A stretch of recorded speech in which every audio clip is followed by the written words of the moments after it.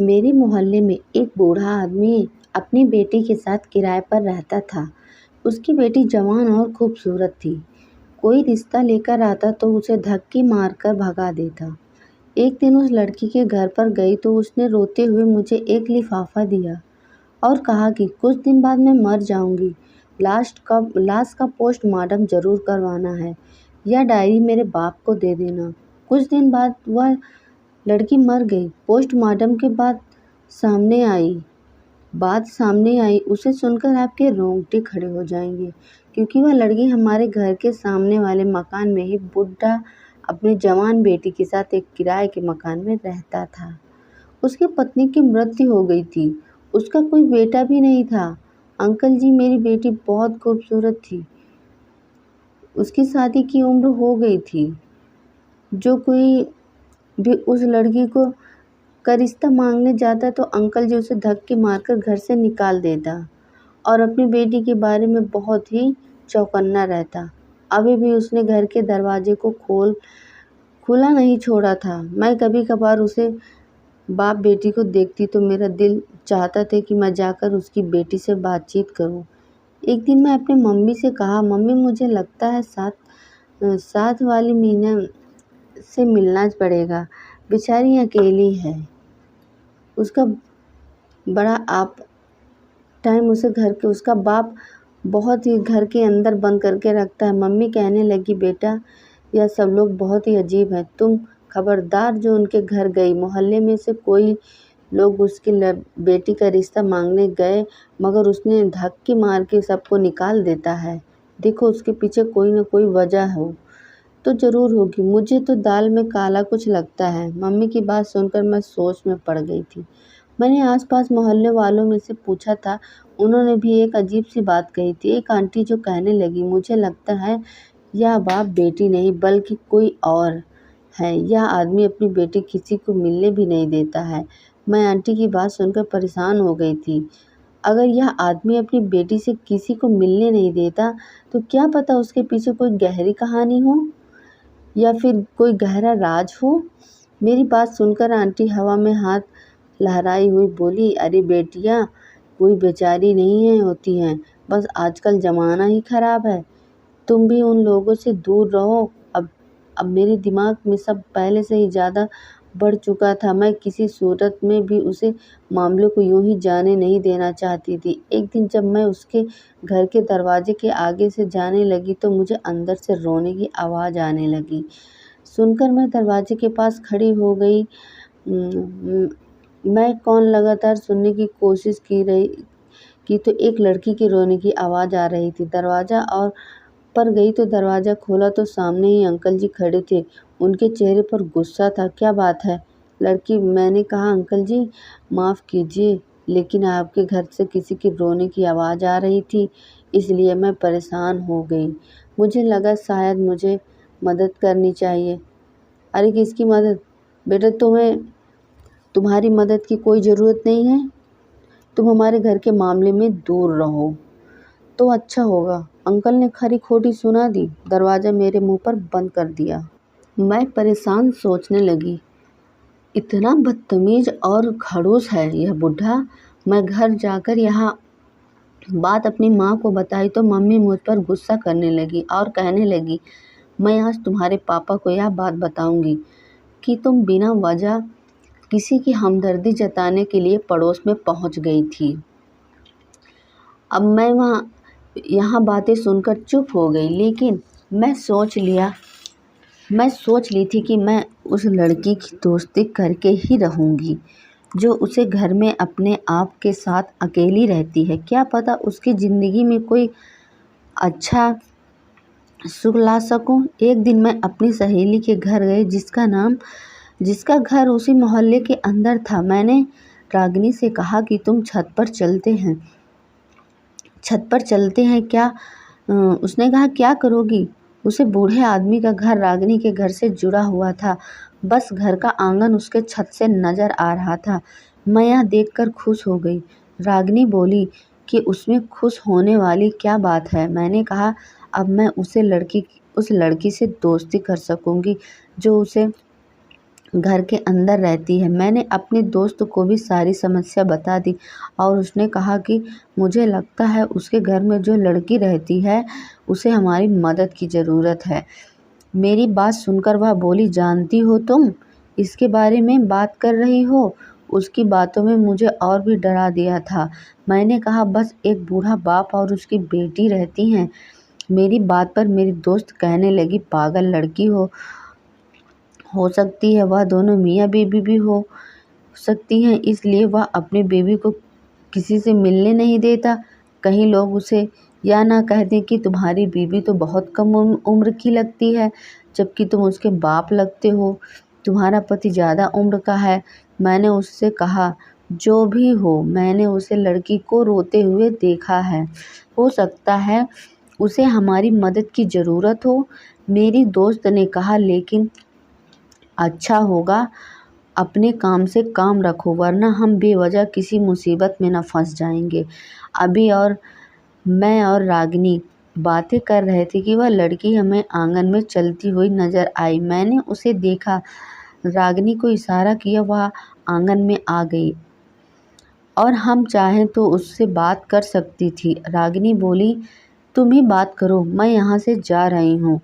उसे बूढ़े ने अपनी बेइज्जती नहीं करवा सकती। रागिनी ने जाने के बाद मैंने उस लड़की को इशारा किया। मैंने उससे कहा कि मैं उससे दोस्ती करना चाहती हूँ। मेरी बात सुनकर उसने चेहरे पर एक छोटी सी मुस्कुराहट भरी सीढ़ियाँ चलती हुई छत की ओर आने लगी। मैंने उसके आते हुए नमस्ते किया। फिर वह पूछने लगी कि तुम्हें मेरा ख्याल कैसे आया। मैंने कहा, तुम्हें अक्सर देखती रहती हूँ। मुझे लगता है कि तुम दुखी रहती हो। मुझे तुम्हारा बहुत एहसास होता है।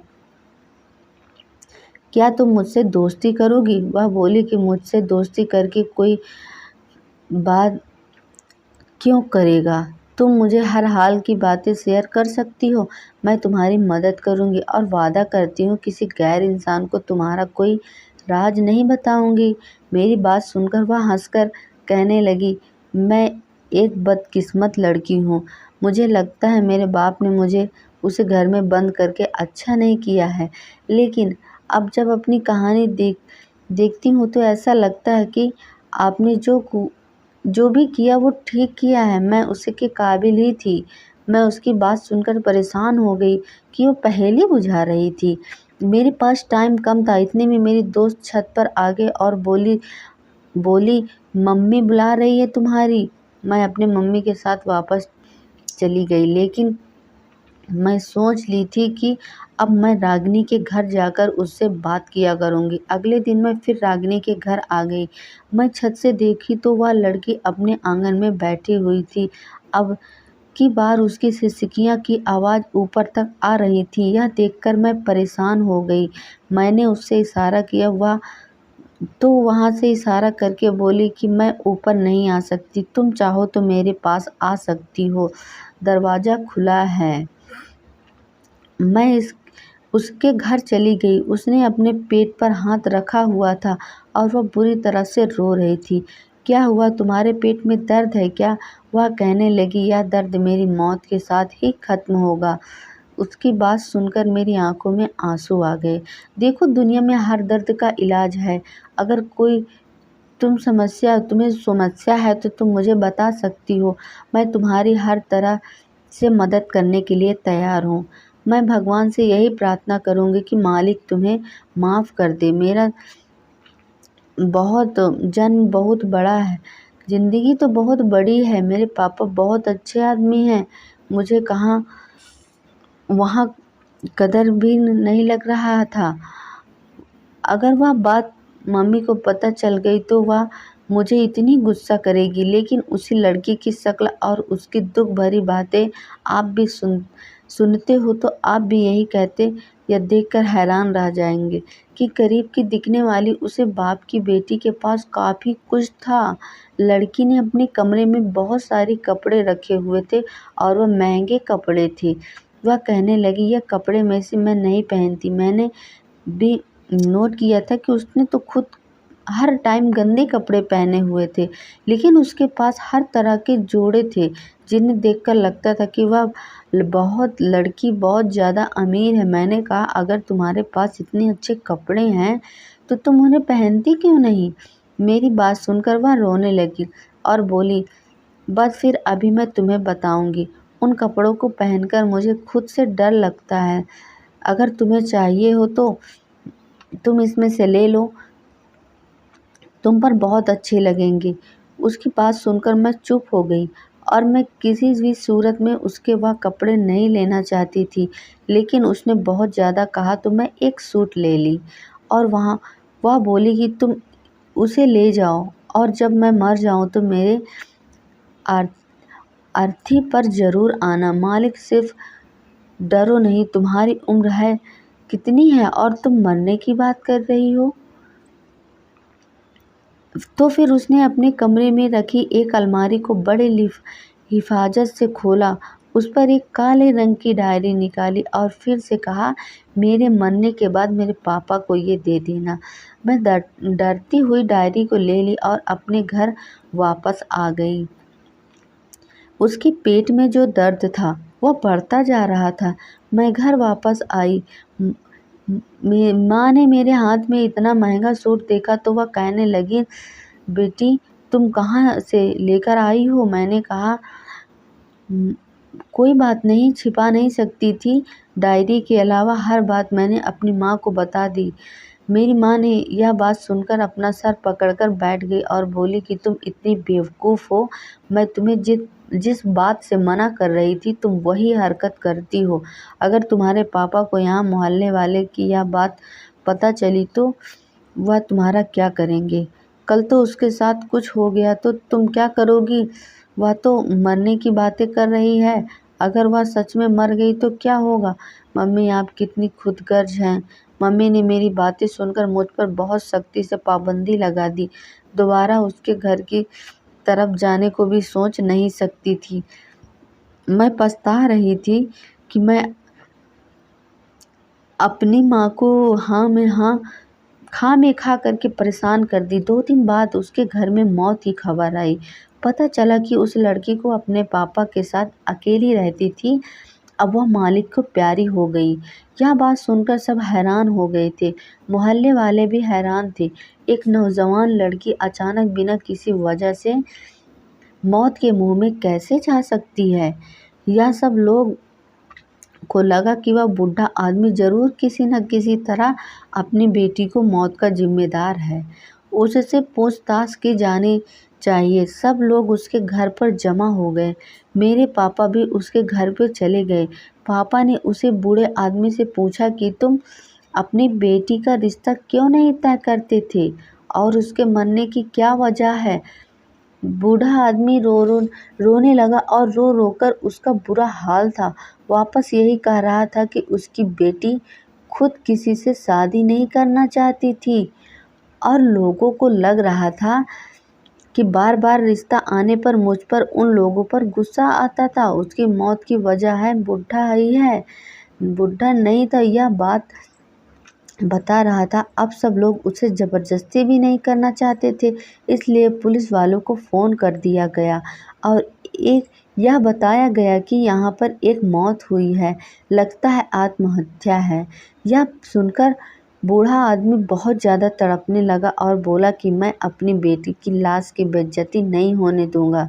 यह कुदरत की मौत है, मैं उसके बारे में कुछ नहीं जानता। काफ़ी साल से वह परेशान थी, वो काफ़ी परेशान रहती थी। मुझे क्या पता कि उसकी परेशानी क्या थी।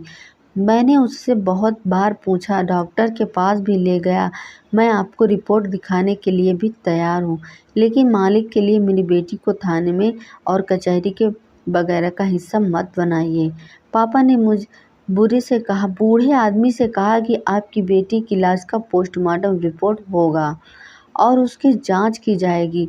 उसकी मौत कैसे हुई है, कोई भी ऐसा काम नहीं होगा जिसके आप बेटी की लाश की बेइज्जती होगी। अगर आपको लगता है कि आप बेकसूर हैं तो हो सकता है कोई आपकी उसकी मौत की वजह बन सकती है, लेकिन बिना जांच पड़ताल के आपकी बेटी की चिता पर ले जाने का मतलब यह है कि आप उसे इंसाफ नहीं दिला रहे हो।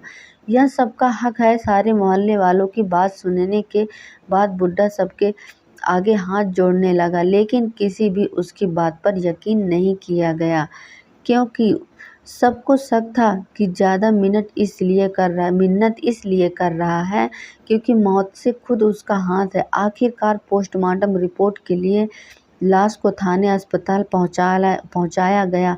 पोस्टमार्टम रिपोर्ट के बीच मालिक ना जाने क्या हुआ। जब बूढ़ा आदमी घर आया तो वो बहुत तसल्ली में था और हैरान भी था। उसके आंसू अब सूख चुके थे, लेकिन किसी को यह नहीं पता था कि पोस्टमार्टम रिपोर्ट में क्या आई है। पुलिस वाले ने बूढ़े को बेवकूफ़ कह के उसे छोड़ दिया और मेरे पापा ने भी कहा कि बूढ़ा बेकसूर है, उसने अपनी बेटी को नहीं मारा था। लेकिन हम अंदर ही कहानी जानने के थे, आखिरकार उस लड़की के साथ हुआ क्या था। मैंने यह सोचा कि बूढ़े से जाकर खुद पूछ लिया जाए, लेकिन माँ नहीं जाने दे सकती थी, मना कर दिया। मैं यह बात अपने मुंह पर नहीं लाई, मगर कुछ दिन बाद मैंने सोचा कि वह डायरी जो मैंने उस बूढ़े से लड़की से ली थी, उसने मुझे एक बात कही थी, जब मैं मर जाऊं तो यह लिफाफा मुझे जिसमें डायरी है मेरे बूढ़े बाप को दे देना। सोचा क्यों ना जाकर उसे दे दिया जाए, यह उसकी अमानत है और मुझे कल कॉल कर रही नहीं यहाँ पढ़ना चाहिए, बल्कि जाकर उसे बूढ़े को दे देनी चाहिए। वहीं एक लिफाफा था। फिर मैंने यह फैसला किया कि अब मैं जाकर वह डायरी लौटा आऊंगी, मगर कैसे। मैंने बूढ़े आदमी के घर के दरवाजे की तरफ देखा तो वहाँ पर एक बड़ा सा ताला लगा हुआ था। मैंने आसपास के लोगों से पूछा तो पता चला कि यह मकान बूढ़े ने किराए पर लिया और हुआ था और अब वो अपना सारा सामान लेकर वहाँ से चला गया। उसने सड़क की ओर दूसरी तरफ जो इलाका है वहाँ पर अपना एक बड़ा सा घर खरीद लिया और अपना कारोबार शुरू कर दिया है। वह अपनी ज़िंदगी में आगे बढ़ चुका है। मुझे बड़ी हैरत हुई कि आखिर बेटी की मौत ने बूढ़े बाप को कैसे अमीर बना दिया था। वह बात जो पहले मोहल्ले में किराए के मकान पे रहता था और एक दुकानदार पर मजदूरी का काम किया करता था, अब ऐसी कौन सी लॉटरी उसके हाथ लग गई कि वह बेटी की मौत के बाद अपना घर और अपना कारोबार शुरू कर बैठा। मैंने सोचा कि वह डायरी खोलकर मैं खुद ही पढ़ लेती हूँ। उसे बूढ़े को कहाँ तक ढूंढूंगी, उसे पढ़ने से सारी हकीकत मालूम हो जाएगी। फिर अगर कभी वह मिला तो उसे मैं डायरी को उसे दे दूंगी। जब उस लिफाफे में से डायरी निकालकर पढ़ना शुरू किया तो मेरे होश उड़ गए। उसमें जो बात लिखी हुई थी बड़ी ही अजीब थी। वह गरीब से बूढ़े की बेटी ने आंसुओं से भरी कोई सख्त शब्द लिखे थे, पापा मुझे माफ़ कर देना, मैंने जो किया उसमें गलती मेरी ही थी। उस पाप के बाद मैं आपके सामने सर उठाने के काबिल नहीं थी। आपकी परवरिश का कोई असर नहीं था। माँ के मरने के बाद आपने मुझे माँ की कोई कमी नहीं होने दी। मुझे एक लड़का से प्यार हो गया था। अगर उसकी बातों में ना आती तो और इतना बड़ा कदम नहीं उठाती तो अभी भी मैं अपने घर लेकर ना जाने दिनेश और बहुत से अमीर बाप का बेटा था। उसकी बड़ी सी गाड़ी और उसका बड़ा बंगला देखकर पागल हो गई थी। मुझे लगा हुआ सच में मुझसे मोहब्बत करता है और मुझसे शादी करेगा, मगर वह तो मुझे अपने मकसद के लिए इस्तेमाल कर रहा था। दिनेश को किसी मसीहा से कम नहीं मानती थी, मगर वह मसीहा नहीं हुआ था, भेड़िया निकला था। मैं एक गरीब बाप की बेटी थी। जब उसके बड़े से घर में कदम रखा तो उसने मुझे यही वादा किया कि वह मुझे उसे घर की बहू बनाएगा, मुझे उसे घर की शहजादी बनाकर रखेगा। लेकिन वहाँ जाकर मुझे पता चला कि वह मेरी इज्जत लूटने के लिए मुझे यहाँ लाया है। वहाँ उसके दोस्त भी थे। मैं अकेली लड़की कुछ नहीं कर सकती थी। मेरी चीख पुकार की आवाज़ें किसी ने नहीं सुनी थी। अब मेरे पास कुछ नहीं बचा था। जब दिनेश अपने मकसद में कामयाब हो गया तो उसने मेरे सामने एक हीरो की चैन फेंक दी और कहा कि यह तुम्हारा गिफ्ट है। मैंने यह सुनकर रखा था कि हीरे निगलने से इंसान की मौत वाकई में हो जाती है। अब मैं मर जाना चाहती थी, मैं जिंदा नहीं रहना चाहती थी, इसलिए मैं हीरो की चैन को निगल गई। मुझे समझ नहीं आया कि वह चैन कैसे मेरे हलक के नीचे उतर गई। मगर मेरी मौत वाकई में नहीं हुई। दिनेश ने मुझे थोड़ी देर उसी कमरे में रखा और फिर मुझे मेरे घर छोड़ दिया। वह कल मेरी आत्मा पर हमेशा के लिए बोझ बन गए थे।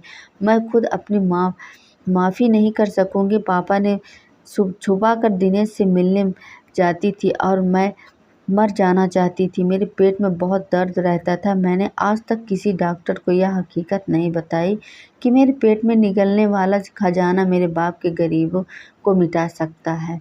मैं जीते अब कोई हकीकत नहीं बता सकती। आपकी इज्जत तार तार नहीं करना चाहती थी। मैं इतना हिम्मत नहीं थी मेरे पापा। अब तो मैं मर गई हूँ। मालिक के लिए मुझे माफ़ कर देना। आपकी प्यारी बेटी सीता। उसी लड़की के गम और दुखों का अंदाज मुझे हो चुका था। बाप बेटी की इज्जत पर आज आने के लिए पूरी दुनिया से लड़ती रही और वह लड़ता रहा और वह बेटी अपने आप को इज्जत चंद पलों के लिए और चंद मीठी बातों के लिए आगे गांव के उस बदकिस्मत कौन होगा। मालिक के लिए जो लड़कियां मेरी यह कहानी सुन रही हों तो उसे सबक हासिल करें। धन्यवाद।